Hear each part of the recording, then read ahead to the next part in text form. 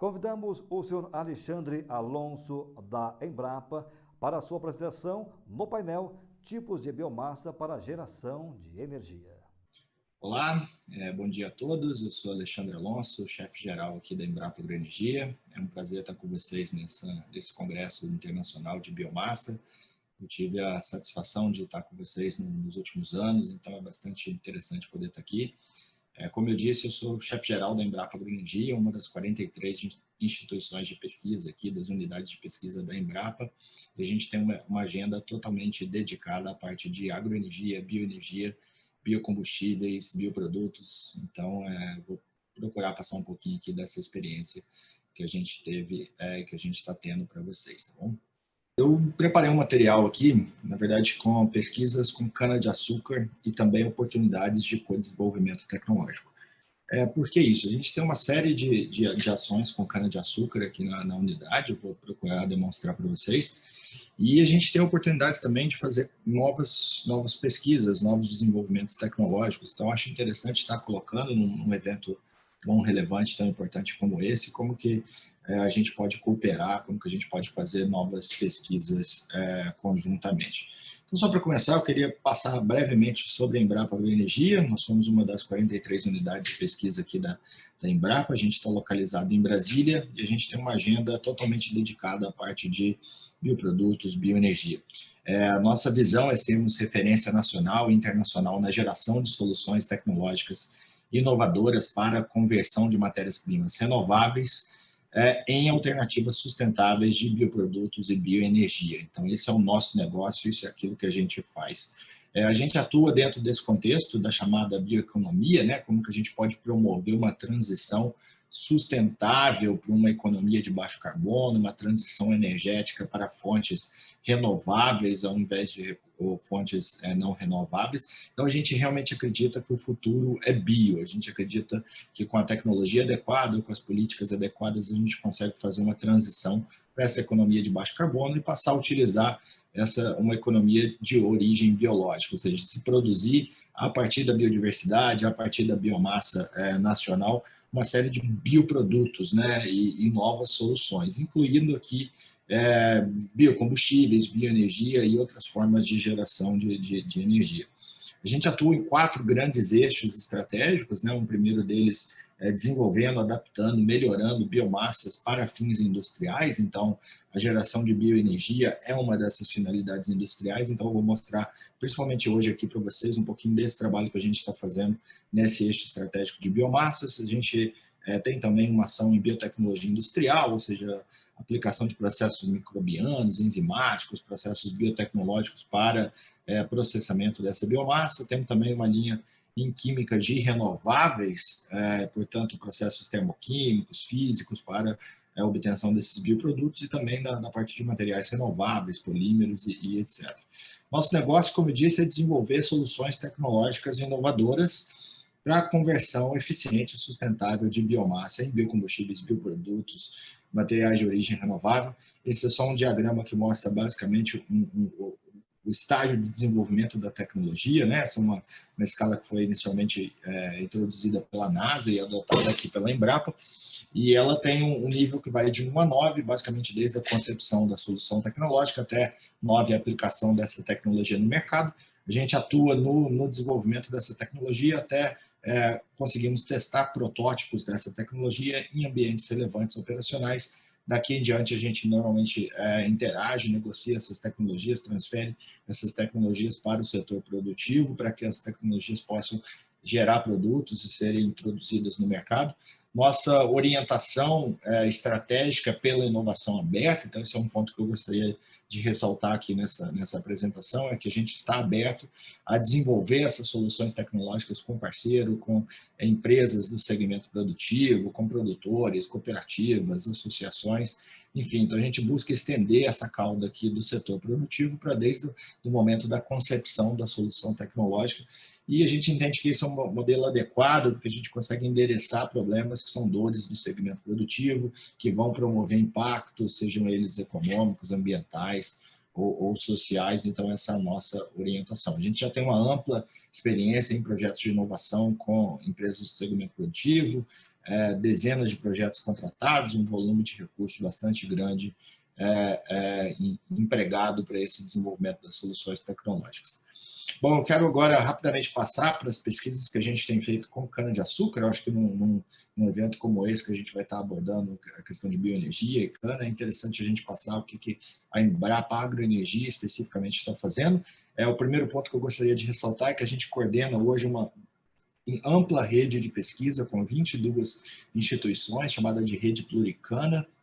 A gente tem basicamente 7 unidades da Embrapa Cerrados, Clima Temperado, Tabuleiros Costeiros, Agrobiologia, Informática, Milho e Sorgo, entre outras. Essa é uma rede coordenada pela Embrapa, também envolve um conjunto grande de universidades ali da RIDESA e outras também, institutos de pesquisa como o IAC. Esse projeto ele teve uma primeira etapa bastante relevante, que foi introduzir novos acessos, fazer melhorias da infraestrutura, cruzamentos. Então, isso foi um ganho bastante grande para as ações de melhoramento. A gente está iniciando, e por que eu toquei nesse assunto do Pluricana? Que a gente está iniciando agora em 2020 uma segunda fase desse projeto, focada em pré-melhoramento e melhoramento em sistemas de produção e insumos biológicos, com duração de 36 meses. Essas ações visam o enriquecimento das coleções de germoplasma, manutenção, desenvolvimento de coleções elite, sistemas de seleção genômica, criar uma grande rede para poder fazer desenvolvimento de sistemas de produção, desde recomendações para melhoria e proteção do solo em ambientes, estratégias de manejo de irrigação, elaboração de validação de escala diagramática para doenças, por exemplo. Então, essa é uma ampla rede da parte de biotecnologia e desenvolvimento de materiais geneticamente modificados e editados, testes com insumos biológicos. Esse é um projeto bastante relevante que a Embrapa Agroenergia coordena e que tem um rol de ações bastante extenso e que vai estar prontamente disponível para o segmento produtivo, para os produtores de bioenergia, tão logo a gente dê encaminhamento nesse projeto. Eu queria tocar aqui rapidamente no ponto do melhoramento de cana-de-açúcar. Melhoramento de cana-de-açúcar tradicionalmente é algo bastante complexo. Em geral, a gente demora aí mais de talvez 15 anos ou mais para se desenvolver novas variedades. A gente tem diferentes fases, começando com um volume total de genótipos bastante grande. E à medida que a gente vai afunilando nesse processo, a gente vai acrescentando características essas obviamente envolvidas na produção de bioenergia, como por exemplo a quantidade de biomassa, o conteúdo de açúcar e etc. Por que eu estou tocando nesse ponto? A gente tem várias características que a gente está endereçando, é bastante relevante para o setor sucroenergético o desenvolvimento de novas variedades com resistência a diferentes estresses abióticos, bióticos, com diferentes características, como, por exemplo, digestibilidade, entre outros. Então, esse é o foco que a gente tem dado. A gente tem, além do melhoramento convencional, que, como já mostrei, é bastante extenso, a gente tem focado também no melhoramento biotecnológico, né? E o primeiro que eu gostaria de colocar aqui é esse cenário pós-2018, no qual a gente passou a trabalhar tanto cana quanto cana-energia no contexto de plantas geneticamente modificadas ou a partir de biotecnologia, transgenia. Obviamente, a gente teve um primeiro lançamento aqui, realizado pelo CTC, né, que em 2018 lançou a primeira variedade transgênica de cana-de-açúcar, com resistência à broca, no caso, né, e eu acho que esse é um caminho que a gente realmente acredita ser interessante. Aqui só exemplo de ações que são potencializadas por essa biotecnologia, então certamente a parte de estresse abiótica e transformação usando regeneração transgenia, CRISPR vai ter impactos positivos sobre o melhoramento. Um primeiro que eu gostaria de mencionar aqui é uma cana-de-açúcar geneticamente modificada para tolerância a estresse abiótico, no caso aqui tolerância à seca. Então eu botei algumas imagens aqui só para a gente poder ver as plantas controles e plantas geneticamente modificadas. A gente consegue ver uma diferença após a indução de estresse hídrico, como que essas plantas geneticamente modificadas têm um perfil radicular mais interessante, um perfil morfológico mais interessante. Obviamente isso foi feito em cana-de-açúcar, mas e a gente pode eventualmente potencializar isso também em outras espécies, como cana-energia, até para a gente aproveitar ambientes talvez menos favoráveis para o crescimento dessas culturas. A gente já está em fase de testes a campo, né? A gente instalou 2 sites para poder fazer essa avaliação com resultados bastante promissores. A gente avaliou aqui também algumas características produtivas, né, em termos de tonelada de cana por hectare e toneladas de pau também por hectare. A gente consegue perceber que a gente conseguiu aumentar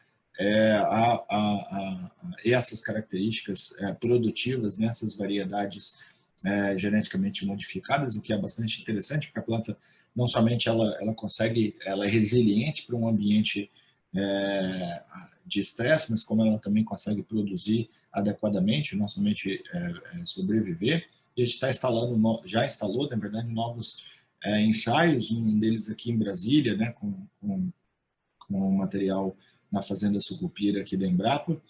A gente iniciou um trabalho também na sequência para desenvolver variedades com tolerância à broca e a herbicida conjuntamente, né? Então a gente, além da resistência da broca, a gente acrescentou esses herbicidas aqui. Isso é um trabalho desenvolvido com o financiamento da Embrapi, com parceiros aqui, uma startup, a Pangeia Biotech. Já desenvolvemos também uma segunda geração que está em teste desse material, que a gente incorporou aqui, além da broca aqui, da diatreia, a gente incorporou a resistência ao bicudo da cana, né, os fenóforos. Então, essa é uma nova variedade que está sendo desenvolvida também com o apoio da Embrapi, e a gente está já avaliando isso em campo. Então, é mais uma característica que está sendo colocada. Desenvolvemos também, estamos testando também uma variedade de cana-de-açúcar com tolerância para o alumínio. A gente sabe que isso é bastante relevante do ponto de vista dos tipos de solos a serem explorados por essa cultura. Então, esse é um trabalho que a gente desenvolveu com alguns eventos e avaliando crescimento relativo em ambientes com maior teor de alumínio, com resultados bastante promissores. Uma outra tecnologia que eu gostaria de colocar para vocês é uma tecnologia que a gente chamou de Canaflex ou FlexCane, né?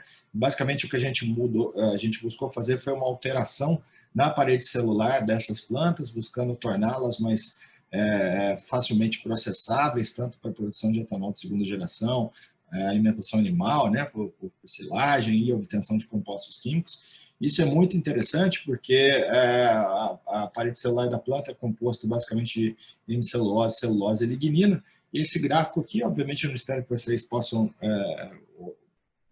ler e enxergar tudo, mas é só para mostrar a variedade de building blocks, de compostos químicos secundários e também de produtos finais que a gente pode desenvolver a partir desses açúcares que estão, e dessas moléculas, tipo, como a lignina, que estão ali na parede celular. Então, facilitar o acesso, modificar essa estrutura, quer dizer que a gente pode ter uma melhor característica dessa planta para processamento industrial e obtenção desses compostos. Obviamente, ao melhorar a composição da parede celular, ela também vai propiciar um melhor aproveitamento desse material, por exemplo, para a produção de etanol de segunda geração.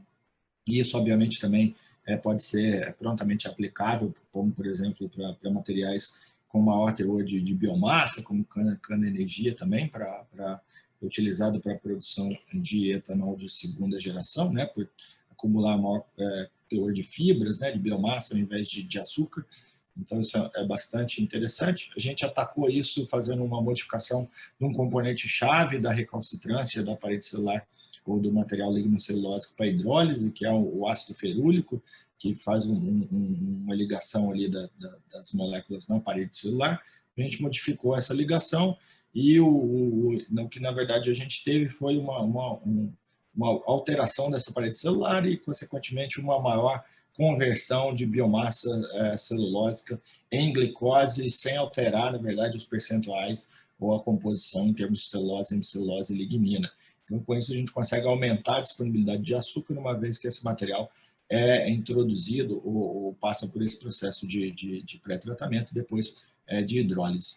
Um segundo material, na verdade, que a gente chama de FlexCane 2, ele tem um processo também otimizado para a parede celular, aqui atacando um outro gene, que é esse BAD5, buscando aumentar a quantidade de sacarose nesses materiais. Então, nos eventos Elite, a gente consegue observar um aumento do conteúdo de sacarose nessas plantas transformadas, sem diferenças significativas no conteúdo estrutural dos carboidratos, nem diferença significativa do ponto de vista da composição de biomassa. Então, o que a gente está fazendo aqui é melhorar o processamento dessas biomassas. A gente tem uma série de outras enzimas, uma série de outros genes que a gente já identificou e que a gente pode atuar buscando o maior acúmulo de sacarose nos colmos.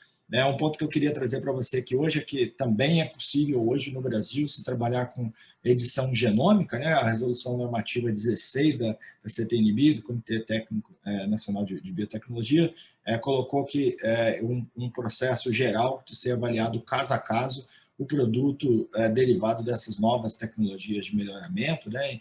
Incluindo aqui a seleção, a edição gênica, e isso é bastante interessante porque quando a gente pensa no desenvolvimento de variedades transgênicas, a maior parte do custo e a maior parte do tempo, na verdade, não vem na descoberta do gene nem na prova de conceito, mas sim no desenvolvimento do produto e principalmente nas etapas de desregulamentação e registro. Então, a gente consegue eliminar custos usando tecnologias de edição genômica, basicamente porque pela resolução, essas SDN1 e 2, né, na verdade, como que você faz uma mutação dirigida, podem, eventualmente, numa análise de caso da CTNB, não serem consideradas transgênicos, mas sim organismos normais, a diferença do transgênico e desse SDN3 aqui, que é uma inserção gênica. Então, acrescentando naquele slide, além de poder se trabalhar a cana e cana-energia por meio de mecanismos de transgenia, a gente pode hoje também trabalhar no mecanismo não GM de variedades editadas por meio dessas tecnologias. A Embrapa instituiu um novo projeto sobre o assunto, chamado de CRISPR Revolution. Ele está em desenvolvimento e ele busca produzir variedades editadas de cana-de-açúcar para resistência, como, por exemplo, a herbicidas e a outros compostos. A gente também está desenvolvendo uma variedade de cana-de-açúcar editada com uma menor atividade da polifenol oxidase, né, que é uma enzima que, na verdade, atua nesse escurecimento do caldo aqui. Então, a gente conseguiu identificar algumas variedades que têm uma cor menor, então a gente está buscando como que a gente pode alterar essas enzimas para permitir que a maior parte das variedades possam ter um caldo mais claro, portanto, uma maior facilidade em termos de refino e de branqueamento para a produção de açúcar. Como eu disse, a gente tem uma série de oportunidades para desenvolvimento tecnológico conjunto com a Embrapa Agroenergia. Vou tentar passar um vídeo aqui para vocês, basicamente, de como que a gente pode interagir com o segmento produtivo, com as empresas. Você já pensou em ter um produto com a tecnologia da Embrapa? A sua empresa e a Embrapa Agroenergia podem desenvolver juntas novas soluções para o mercado. Nossa parceria pode ser feita de duas formas. Em uma delas, você e os pesquisadores da Embrapa Agroenergia pensam juntos desde o início do processo. É um trabalho conjunto que vai desde a concepção da tecnologia até o resultado final. É o que chamamos de cocriação. A outra forma de trabalharmos juntos é quando a ideia nasce e se inicia nos laboratórios da Embrapa Agroenergia e sua empresa se junta a nós numa fase mais adiantada do processo. É o co-desenvolvimento, quando você se torna nosso parceiro na fase intermediária da pesquisa. Tanto na cocriação quanto no co-desenvolvimento, caminhamos juntos na evolução da tecnologia. E quando chega a hora de inseri-la no mercado, a sua empresa assume a comercialização. Tudo de acordo com as normas que regem a propriedade intelectual. Mas você deve estar se perguntando, quanto custa tudo isso? Não se preocupe, quando formos parceiros na pesquisa, seremos também no financiamento, pois sabemos que é caro investir em inovação. Em nossa parceria, o custo de cada projeto é dividido em 3 partes. Um terço dos recursos é investido pela sua empresa, outro terço pela Embrapa Agroenergia, que assume as despesas de infraestrutura de laboratórios, equipamentos de ponta e equipes de pesquisa. O último terço pode ser também financiado com recursos da própria Embrapa ou pela Embrapi, Empresa Brasileira de Pesquisa e Inovação Industrial, que fomenta projetos de inovação com parceiros do setor produtivo. Assim, boas ideias podem sair do papel. Cada projeto é discutido detalhadamente e possui um plano de trabalho com prazos para desenvolver tecnologias sob medida e agregar valor ao seu negócio. Se você já pensou nisso, agora é hora de trabalhar. Conte com a gente. Experiência, credibilidade, agilidade, flexibilidade, compartilhamento de riscos, recursos pré-aprovados, tecnologias customizáveis. É a empresa pública e a iniciativa privada trabalhando juntas em prol da inovação no Brasil. Bom, então esse foi um vídeo que a gente produziu aqui na unidade para dizer como que a gente pode trabalhar de maneira conjunta. Várias dessas tecnologias que eu mostrei hoje aqui para vocês está disponível também numa vitrine de ativos, numa vitrine tecnológica, né, nesse endereço que está aparecendo aí. Então, convido vocês a navegarem, conhecerem mais um pouquinho desse canal e, eventualmente, se tiverem interesse, nos contactarem para que a gente possa verificar como realizar uma parceria. Nós somos uma unidade credenciada como unidade da Embrapi, portanto, a gente tem uma certa facilidade também para desenvolver esses projetos de inovação nessa área de bioquímica de renováveis. E a gente já preparou uma série de materiais sobre como que, eventualmente, vocês podem contar com tecnologias da Embrapa nos negócios de vocês, como que é feita a parceria em termos de financiamento, propriedade intelectual, etc. Isso está tudo disponível no nosso site, lá na nossa vitrine, então convido vocês a darem uma olhada. É isso que eu tinha rapidamente para apresentar aqui para vocês, basicamente um estado da arte daquilo que a gente vem fazendo. E agradeço novamente o convite dos organizadores e fico aqui à disposição. Está aqui meus contatos, caso queiram, é só me contactar. É isso, muito obrigado, bom dia a todos. Agradecemos ao senhor Alexandre Alonso, da Embrapa, por sua apresentação.